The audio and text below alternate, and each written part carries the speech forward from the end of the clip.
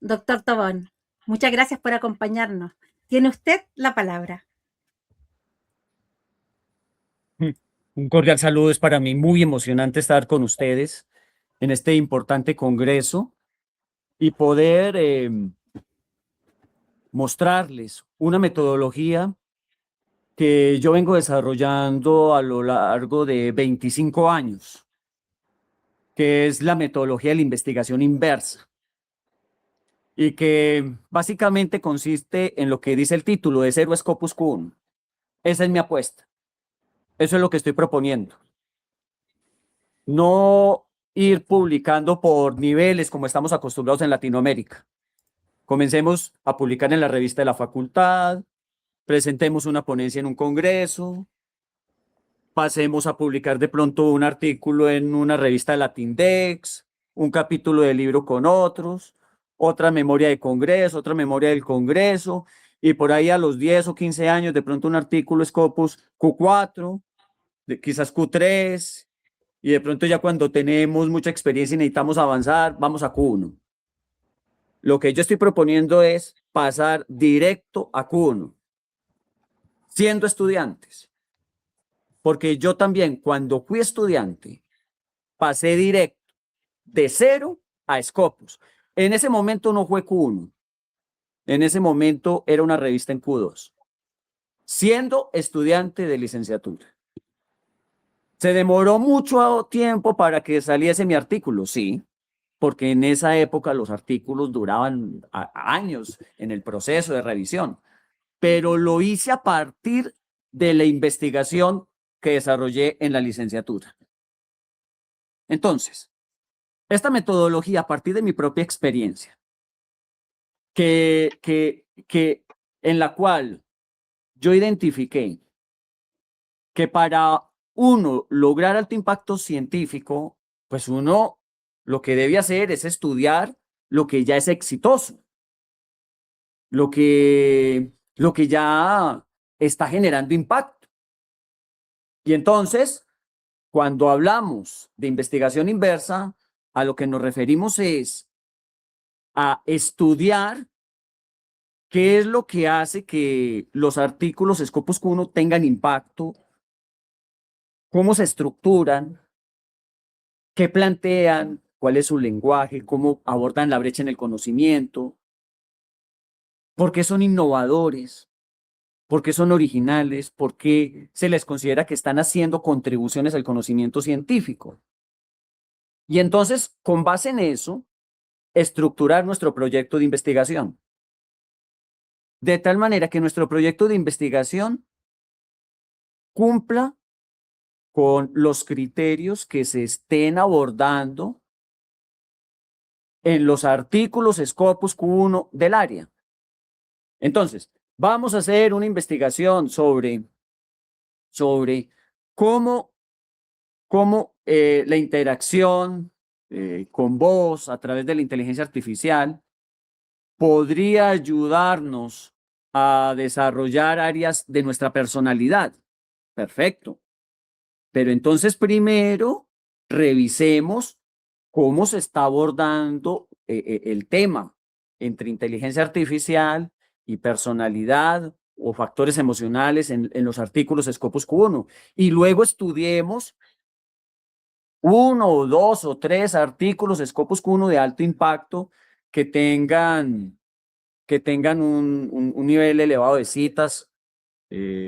Yo sugiero que mínimo sean 50 citas por año, eh, que tengan muchas descargas, muchas visualizaciones. Y entonces estudiemos con detalle cómo están estructurados esos artículos, cómo se plantea el aporte al conocimiento científico, cómo está estructurado el título, los autores, la afiliación, el resumen, la introducción, la sesión de métodos y técnicas, los resultados.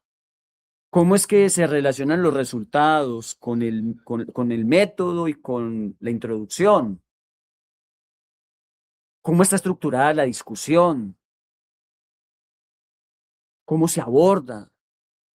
¿Cuál es el orden en los temas de la discusión? ¿Cómo está relacionada la discusión con los resultados, con el método o metodología y con la introducción? Si hay un apartado de estado del arte o de revisión de la literatura, ¿cómo es que se plantea esa revisión de la literatura? ¿Y cómo se articula con los demás elementos? Y entonces, identifiquemos esos elementos ganadores de éxito que ya están haciendo los investigadores de alto impacto y comencemos a estructurar nuestro proyecto de investigación en la licenciatura o en la carrera o en la especialización o en la maestría o en el doctorado o en el postdoctorado, siguiendo esos elementos, o también en nuestra vida cotidiana, en nuestras carreras profesionales o como docentes o como investigadores. De eso se trata esencialmente. Ahora bien, la metodología de manera concreta tiene 5 hitos. Y estos 5 hitos se busca que se sigan en orden, sin pasarse ninguno. Y cada hito requiere mínimo un agente especializado de IA, de inteligencia artificial. De tal manera que la interacción entre investigador, agente de IA y referentes de artículos Scopus Q1 sea lo que nos permita lograr cada uno de estos 5 hitos con éxito. Entonces, recuerden esto, es una interacción entre el investigador, entre la agencia crítica del investigador, el agente de IA. Esto no funciona con chatbots, ni con los chats generales de Gemini ni de Claude. Esto necesita agentes especializados de IA. Y luego, los referentes de Scopus Q1 o también JCR Q1. Eso que lo aclaro. Cuando yo hablo Scopus Q1 es para sintetizar, pero también me estoy refiriendo a JCR Q1. Bien, entonces estos 5 hitos son identificar y explicar una brecha en el conocimiento científico, tomando como base todos los artículos Scopus Q1 o JCR Q1 que hayan en el área. Si hay muy poquitos, entonces uno pasaría a Q2 como apoyo. Y desarrollar en esta parte toda la brecha en el conocimiento con el estado del arte. Y entrenar un agente de IA que nos ayude en a determinar la brecha en el conocimiento científico, a hacer el estado del arte, pero a través de la interacción con la agencia crítica del investigador y los referentes Scopus Q1 o JCR Q1. Segundo, elaborar el protocolo. Elaborar el protocolo tomando como base la brecha en el conocimiento científico y buscando que este protocolo siga una determinada guía en el área, que no sea un protocolo genérico. Por eso es que debemos abandonar los libros de metodología de investigación. Yo sé que esto suena muy debatible, pero esa es mi sugerencia. No se necesita. Propongo que nos olvidemos de los libros de metodología de investigación y propongo que en su lugar trabajemos la investigación inversa con estos hitos y que todos nuestros referentes sean de Scopus Q1, incluyendo metodología, incluyendo instrumentos. Ahora bien, cuando no haya suficientes referentes en Scopus Q1, JCR Q1, pues avanzamos al siguiente cuartil, por supuesto. Este protocolo entonces debe hacerse con una determinada guía que ya se tenga estandarizada en el área. Por ejemplo, si yo voy a hacer un estudio cuasi experimental, entonces debo seguir una guía ya internacionalmente aceptada para elaborar el protocolo con un diseño cuasi experimental. Y si voy a hacer un estudio cualitativo de observación etnográfica, pues igualmente busco alguna guía o algún referente. Luego tengo que registrar este protocolo antes de comenzar la investigación, porque ya muchas revistas Scopus Q1 piden el registro previo de la investigación. Tercero, es realizar todos los análisis cuantitativos, cualitativos o mixtos, empleando las técnicas más avanzadas y también, nuevamente, revisando los artículos Scopus Q1, JCR Q1, a ver qué nuevas técnicas estadísticas hay o qué nuevas técnicas de análisis cualitativo se han propuesto. A continuación, con lo anterior, redactamos el artículo. Fíjense que el artículo se redacta en el hito 4. Cuando ya tenemos la brecha en el conocimiento científico, cuando tenemos el protocolo, cuando tenemos el registro, también cuando tenemos seleccionada la revista desde el inicio, eso es muy importante en el hito 2. Entonces redactamos el artículo también apoyándonos con un agente, pero con la agencia crítica del investigador. Y por último, gestionamos la publicación enviando el artículo a la revista que seleccionamos al inicio de la investigación, cuando la estábamos planeando. Las revistas no se deben seleccionar al final. No, eso es lo que nos dice la metodología de investigación. No, las revistas se deben seleccionar es desde el inicio para que nuestra investigación esté acorde con los referentes de esa revista. Eso también es un principio fundamental de la investigación inversa. Si seguimos estos 5 hitos de esta manera, con pensamiento crítico, con agentes entrenados que nos apoyen en esto y referentes Scopus Q1 o JCR Q1, vamos a tener una alta probabilidad de que nuestro artículo se publique en una revista Scopus Q1 y, si no fuese posible, Q2, Q3 o mínimo Q4.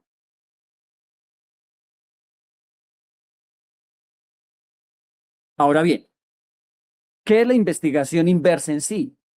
La investigación inversa es partir de la investigación de punta que se está haciendo en el área, que está marcando un hito, que está generando muchas citas, muchas descargas, muchas visualizaciones, que se está tomando como referencia para, para políticas sociales, para políticas tecnológicas, para procesos de gobierno, para innovaciones, para el desarrollo de patentes. Y entonces con base en eso, tenemos que desarrollar un proyecto de investigación que apunte a lo mismo desde el inicio. Y les puedo decir que cuando uno hace las cosas de esta manera, las cosas comienzan a fluir. Y donde antes se pensaba que era muy difícil conseguir una muestra grande de participantes, se van viendo las formas y los mecanismos para lograrlo.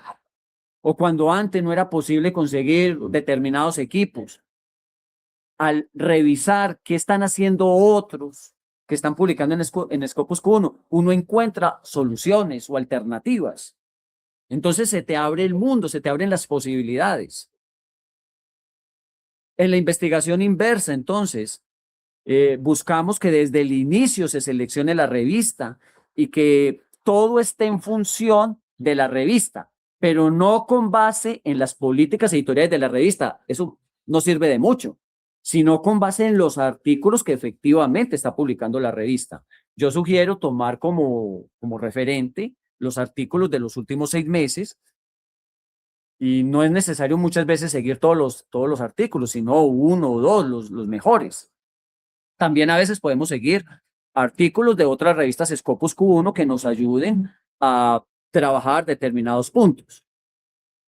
Asimismo, la investigación inversa requiere que entrenemos agentes. Entonces, tendríamos que desarrollar o aplicaciones desde cero con agentes, pero que tengan toda la programación de agentes, como es el caso de Hermes, o utilizar agentes ya programados para el tema específico y entrenarlos con con la literatura Scopus Q1, con los referentes, con la revista a la cual se busca enviar el artículo y verificar que el agente realmente actúe como un agente y no como un chatbot. Bien, también es esencial buscar acceso a las revistas Scopus Q1 y JCR Q1.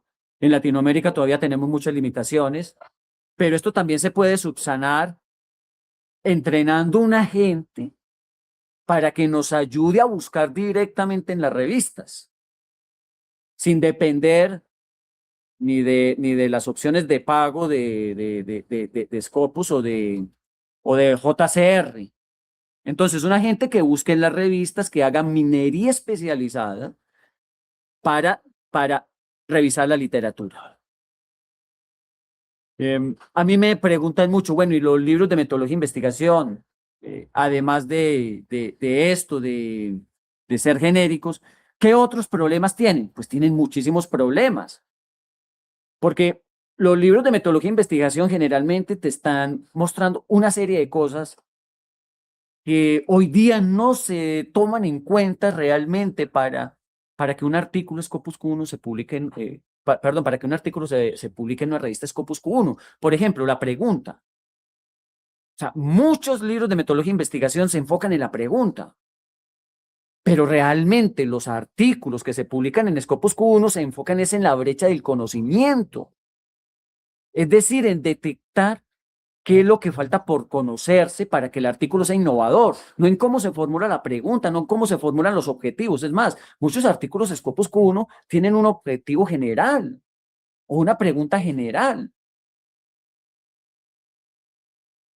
También hay muchas cuestiones respecto a la metodología. Los libros de metodología e investigación plantean aspectos que hoy día no son necesarios.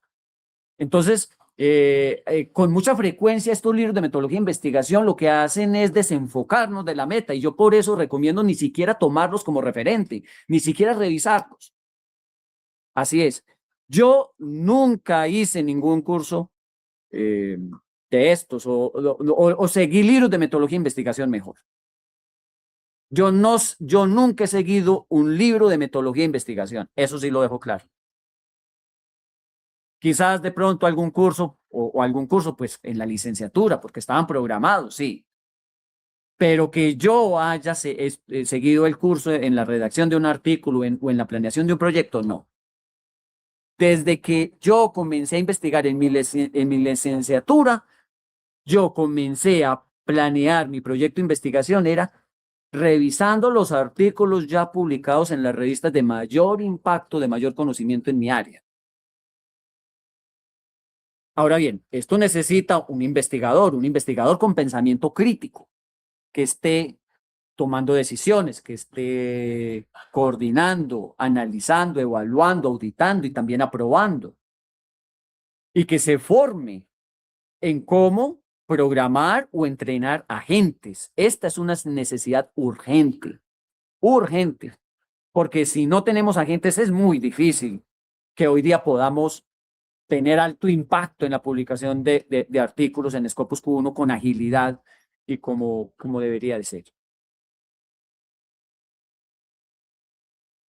Bueno, ¿qué tiene un agente de investigación?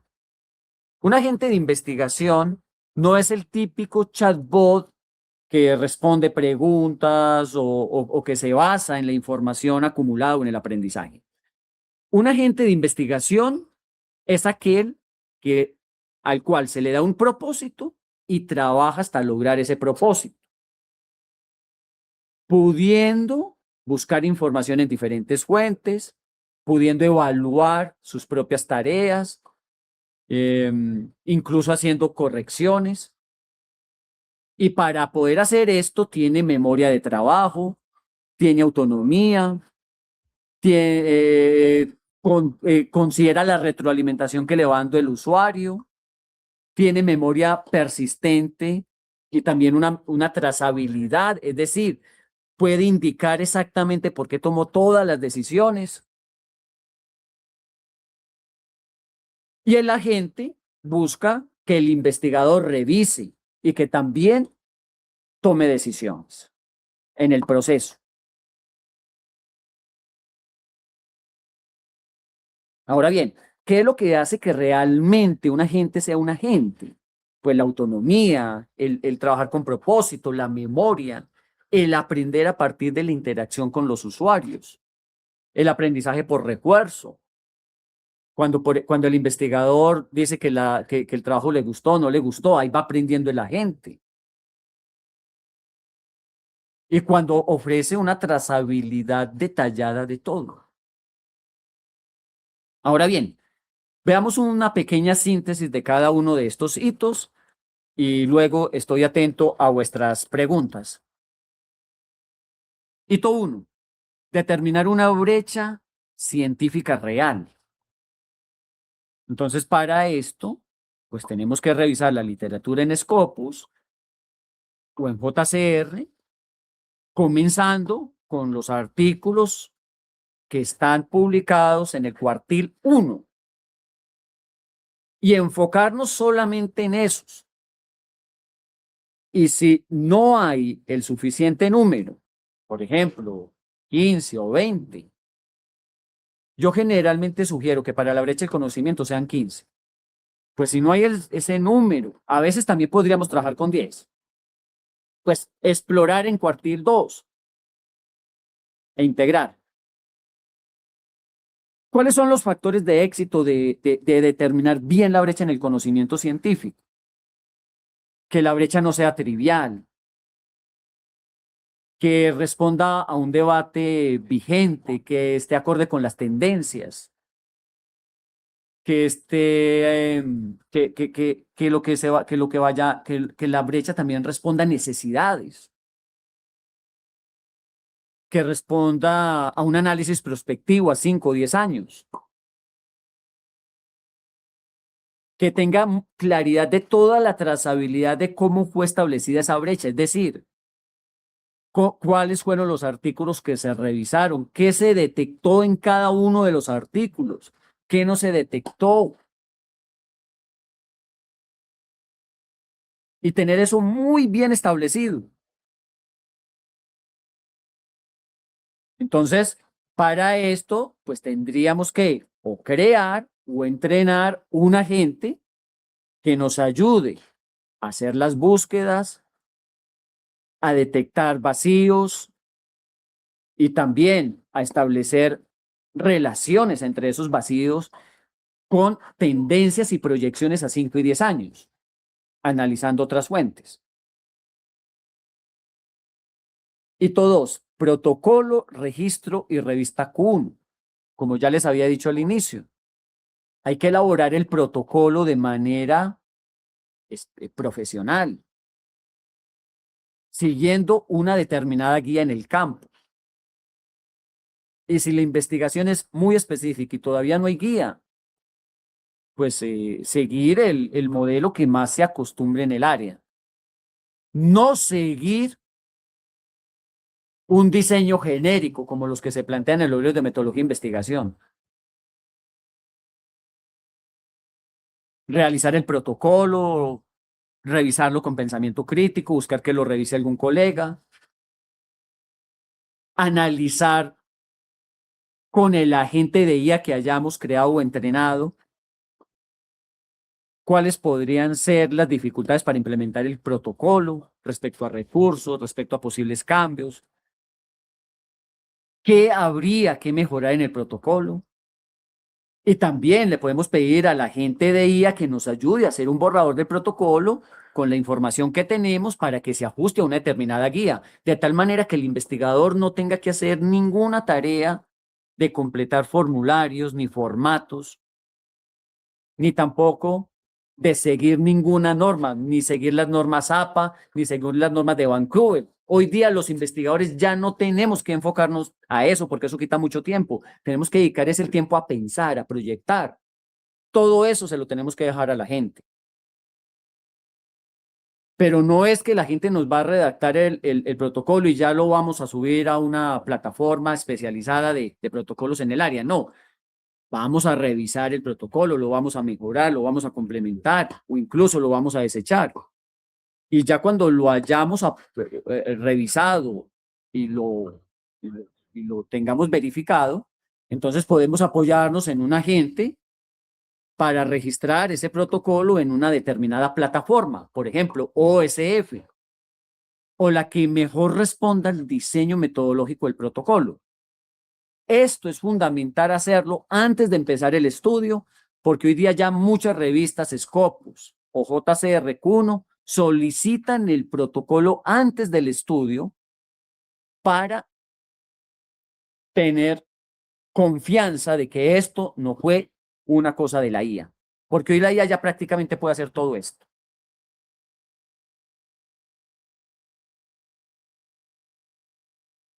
Junto al registro, pues tenemos que también seleccionar la revista Scopus Q1. Entonces tenemos que crear o entrenar un agente que nos ayude a buscar la revista Scopus o JCR1 que mejor se acople o se articule con la brecha en el conocimiento científico y con el protocolo que tenemos. Y entonces, a partir de aquí, los demás hitos van a tener como referente la revista Scopus o JCRQ1 que hayamos seleccionado. En el hito 3, se trata de realizar los análisis con las técnicas más avanzadas, de mayor impacto, y que estos análisis sean reproducibles. Entonces, para eso tenemos también que revisar cómo es que se están planteando los análisis en las revistas Scopus Q1, JCR1, que se han publicado en el último semestre. Yo, por ejemplo, todavía veo a muchos investigadores latinoamericanos enfocados en, en las estadísticas descriptivas, en hacer correlaciones, en aplicar el análisis de regresión, cuando perfectamente con los mismos datos podemos hacer ecuaciones estructurales, redes de trabajo y aplicar muchas técnicas de machine learning, que si lo hiciésemos, aumentamos las probabilidades de que nuestro artículo se publique, porque las revistas están esperando cosas innovadoras, diferentes. En eso también fallan los artículos de investigación tradicionales, porque las técnicas estadísticas van variando continuamente y la única manera de estar al día es revisando los artículos que se están publicando en el último semestre o en el último año.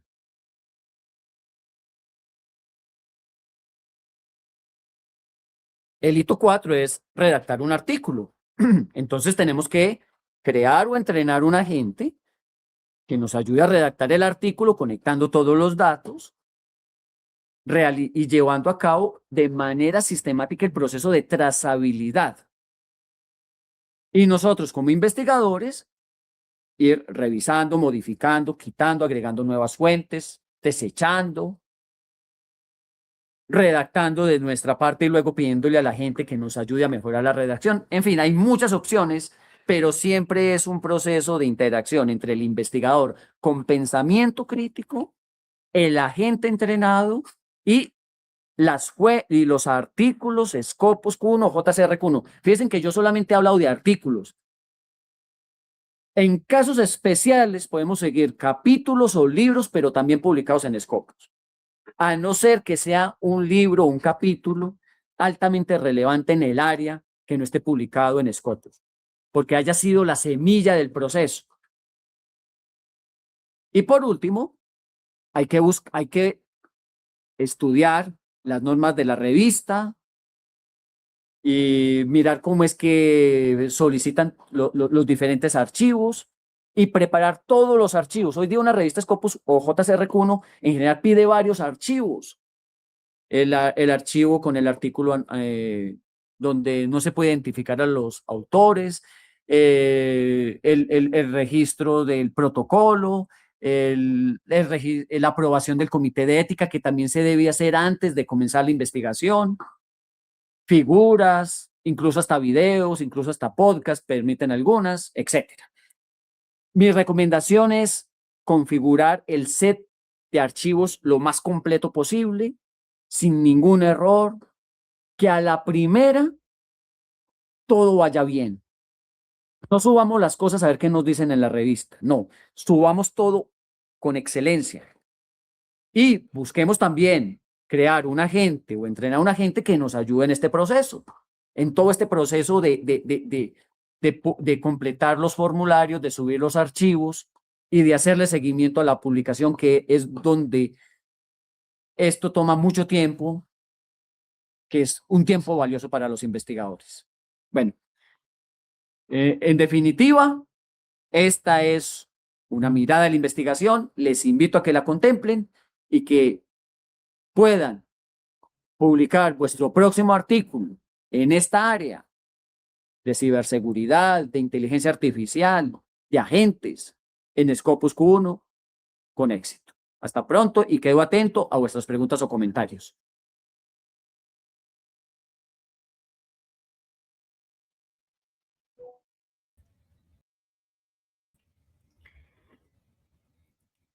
Muchas gracias, doctor Tobón. Excelente charla. Gracias por su tiempo. ¿Lore? Ha sido una súper buena manera de que pudiéramos empezar esta jornada, doctor Tobón. También le reitero mi agradecimiento y el agradecimiento de toda nuestra organización. Sin duda, la incorporación de agentes inteligentes nos abrió nuevas posibilidades para fortalecer los procesos de investigación científica y también para que se pudiera aumentar la calidad de las publicaciones, como usted mismo explicó.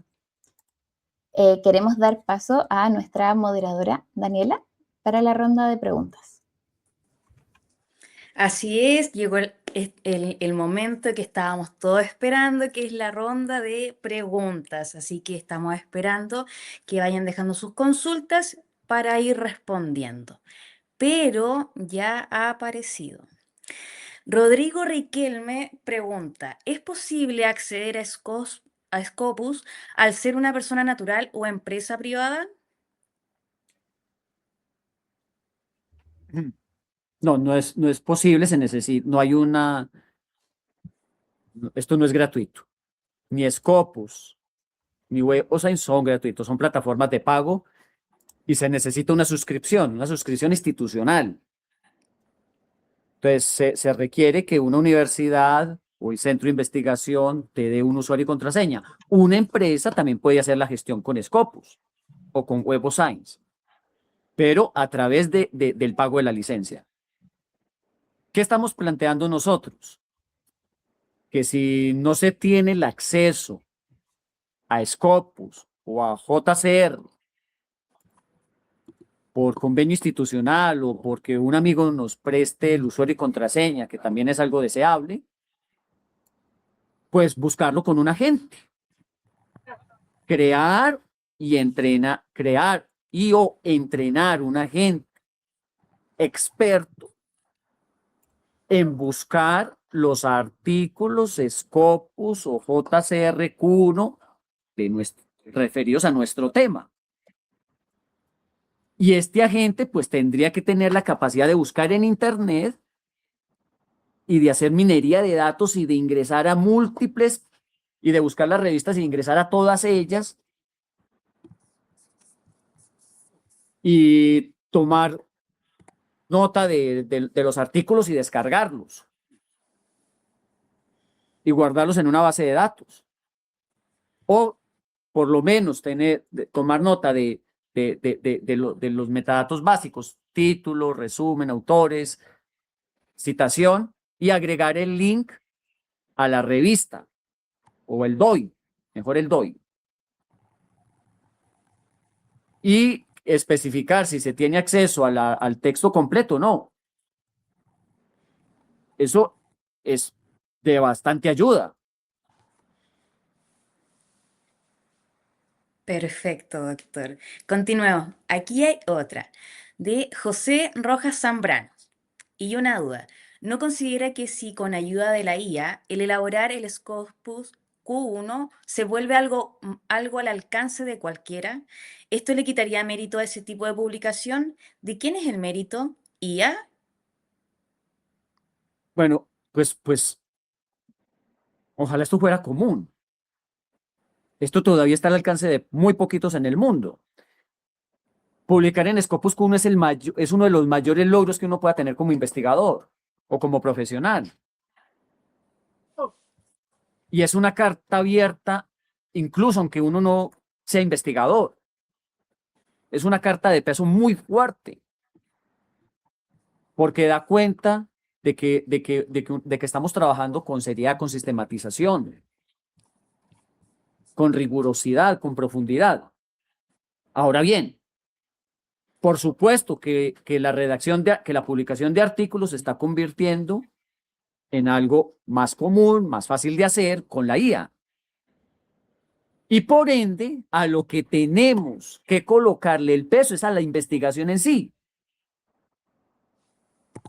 Por eso yo en esta conferencia me he enfocado más en el proceso de investigación y en invitarles a seguir un proceso de investigación es a partir de lo que ya están haciendo los investigadores exitosos. Porque determinar una brecha en el conocimiento científico no es fácil, no es sencillo, ni incluso con IA. Requiere análisis, comparaciones, contrastes y un ejercicio de interacción que tiene que hacerse desde muchas perspectivas y muchas veces esto no sale de manera automática para que tenga éxito. Entonces, con la IA, los artículos cada vez van a tener menos peso, menos relevancia, es decir, los artículos como papers, y a lo que se le va a dar más relevancia es a la investigación en sí misma, incluso a tener las bases de datos. Por eso hoy día ya hay revistas que publican artículos con solamente las bases de datos, porque las bases de datos ya se están convirtiendo en un factor clave, incluso de la misma relevancia que el mismo paper. Pero para poder tener bases de datos exitosas, relevantes y publicables, pues tenemos que partir de lo que ya se está publicando y que es exitoso, para que lo que nosotros hagamos sea diferente o complementario a lo que hay. Perfecto, Gracias. doctor. Ahora vamos por la última pregunta para finalizar esta ronda. Es de Magiver 2012 y dice: ¿cómo podemos usar la IA agéntica en educación? De múltiples maneras. Primero, para que nos ayude a reducir la carga administrativa en más o menos un 75%. Si no nos ayuda a reducir la carga administrativa en un 75%, algo estamos haciendo mal. Por ejemplo, en la planeación de los sílabos, o en los programas de las materias, o en los programas analíticos de las materias. O sea, ya deberíamos todos los docentes estar trabajando con un agente de IA que nos ayude a completar todos sus formatos. ¿Para qué? Para que nosotros los docentes nos enfoquemos más en los propósitos, en la innovación y en cómo lograr que realmente el sílabo se articule con las necesidades e intereses de nuestros estudiantes y que les sea relevante para su formación, para la vida y para el mundo profesional. Pero bueno, digamos que 75% es algo todavía muy elevado. Yo creo que hacer un trabajo aceptable con agentes al menos debería reducir 50%, para que tampoco nos quedemos con un todo nada. Un nivel aceptable sí sería 50%. O sea, entonces, tenemos que emplear agentes de IA. Para mí esto no es opcional. Con toda la pena, para mí esto no es opcional. Para mí deberíamos ya de emplear agentes de IA en la planeación de los sílabos, en el diseño de instrumentos, en la revisión de una gran cantidad de informes que nos presentan los estudiantes. ¿Para qué? Para podernos dedicar a la personalización del aprendizaje, a detectar qué necesita cada estudiante, cada educando, para revisar, para complementar, para innovar, para auditar y también para validar. Porque nada de lo que dé un agente de IA en educación se debe tomar como ya lo final, no. Siempre debe estar la decisión del docente como agente crítico y ético del proceso. Pero también deberíamos de utilizar agentes de IA en la comunicación con autoridades, con padres de familia, porque muchas veces son preguntas operativas que no implican análisis, ni tomar decisiones, ni analizar problemas. sino que es solamente enviar cartas o enviar informes o formularios. Para todo eso deberíamos ya emplear la IA, con agentes. Muy Perfecto. Muchísimas gracias, doctor Tobón. Muchas gracias. Muy